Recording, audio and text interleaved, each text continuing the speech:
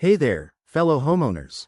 If you're staring at that frustrating Rheem furnace error code 68 and wondering what's going on, don't worry, I've got you covered.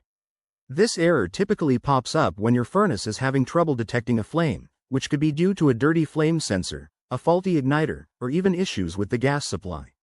In this quick guide, we'll walk through the steps to troubleshoot and fix it yourself, potentially saving you a costly service call. But remember, safety first, always turn off the power before messing with your furnace. First things first, let's understand what error code 68 means. On Rheem furnaces, this code often signals a flame failure, meaning the unit tried to ignite but couldn't verify that the flame is present. Common causes include a buildup of dirt on the flame sensor or problems with the ignition system. Before we dive in, make sure you have a few basic tools handy: a multimeter, a soft brush or cloth, and possibly some contact cleaner. Step 1. Shut off the power. Go to your circuit breaker and turn off the switch for your furnace to avoid any electrical hazards. Once that's done, locate the furnace control panel and access the burner assembly. Carefully remove the flame sensor. It's usually a small metal rod near the burners. Use a soft brush or a clean cloth to gently wipe away any soot or debris. If it's really grimy, you might need to use a bit of contact cleaner, but don't overdo it. Next, inspect the igniter.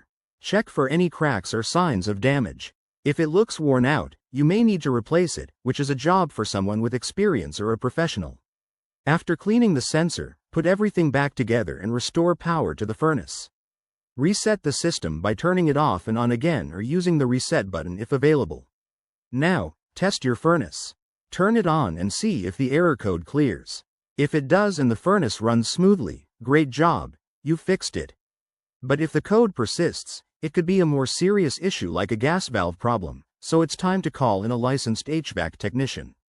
There you have it, a straightforward way to tackle Rheem furnace error code 68. Remember, while DIY fixes can save money, don't hesitate to seek professional help if you're unsure. If this video helped you, give it a thumbs up, subscribe for more home repair tips, and drop a comment below if you have questions. Stay safe and keep your home cozy.